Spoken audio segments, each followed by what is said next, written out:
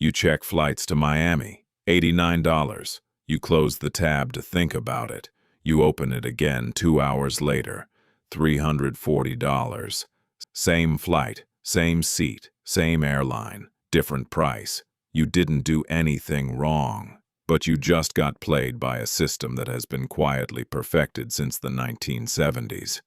And once you understand how it works, you will never book a flight the same way again. Here's the thing. Most people get wrong. An airplane seat is not a product, it's a perishable. The moment that plane door closes, every empty seat becomes worthless. You can't store it. You can't sell it tomorrow. It's gone, forever.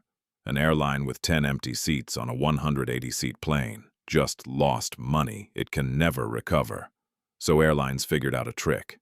They don't sell seats. They sell buckets of seats. Picture this. Take a plane with 150 seats in economy.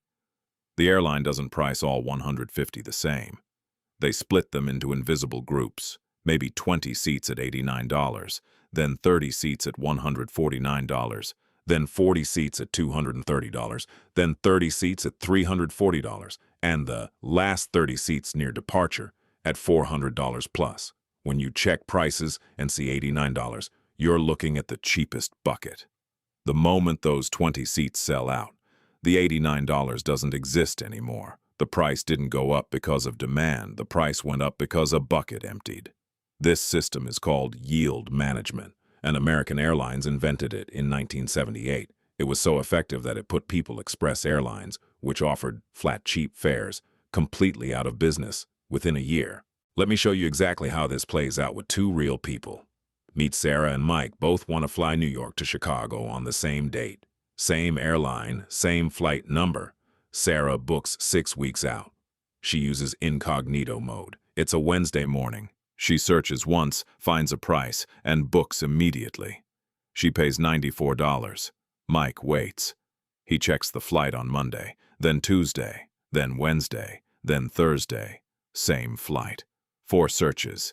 Each time the price is a little different. He's waiting for it to drop. It doesn't. On Friday, running out of time, Mike books. He pays $310. Same seat class, same airline, same flight. Sarah paid $94. Mike paid $310. $216 difference for the exact same seat. But bucket pricing is just the start. Here's where it gets unsettling. Modern airline pricing systems update every few minutes using live data.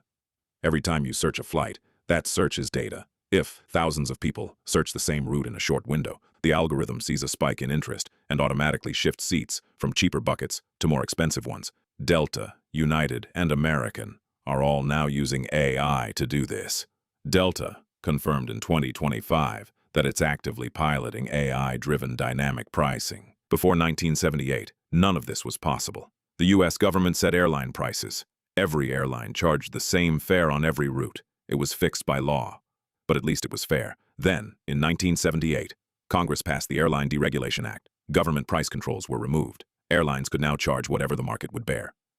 Within 5 years, yield management was born, and prices have never been the same.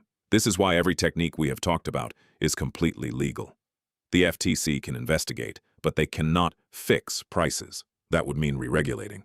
And nobody in Washington wants to do that. Are you searching from an iPhone? The system knows iPhones correlate with higher willingness to pay. Are you searching from a corporate email domain? Business traveler, higher price. Are you searching the same route for the 3rd day in a row? That's a desperation signal. The algorithm reads that as, this person will pay more. This is called surveillance pricing, and the FTC launched an investigation in 2024 because it's technically legal price discrimination. But wait, there's one more layer.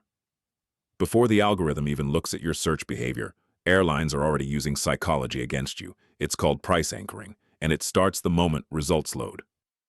When results load, many airline sites show you a $600 business class result first. You are not their target, but now your brain has seen $600. So when $179 appears 2 rows down, it feels like a steal. It isn't. It's the same $179 it always was. But your brain compares it to the anchor, not to the actual fair price. Every retailer uses anchoring. Amazon shows that was $80, now $45. Hotels show the suite first. Restaurants put the $85 steak at the top of the menu so your $32 chicken looks reasonable. But airlines have turned anchoring into a science. Combined with dynamic pricing, surveillance, and bucket systems, it becomes one of the most sophisticated psychological pricing machines ever built. Here's the counterintuitive part that most people miss. Airlines don't always want you to pay more. Sometimes they want you to pay less, and they actually prefer an empty seat sells for $50 last minute over staying empty at zero. About 24 to 48 hours before departure, if seats are still unsold, the algorithm can slash prices dramatically.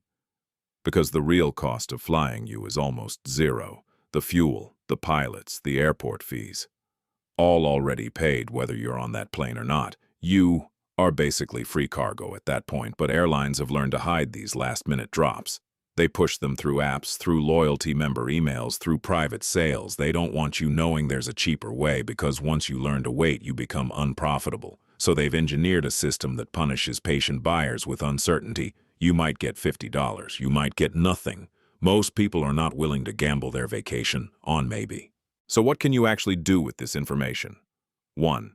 Use incognito mode when searching flights. It doesn't totally stop tracking, but it reduces the repeat search signal. 2. Book Tuesday or Wednesday morning, historically when airlines release and reprice their lowest fare buckets for the week. 3. Set a price alert and walk away. The worst thing you can do is search the same flight repeatedly.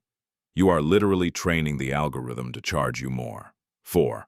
If you are flexible on dates, compare the full week view. The bucket prices differ dramatically by day even on the same route. But here's what's wild.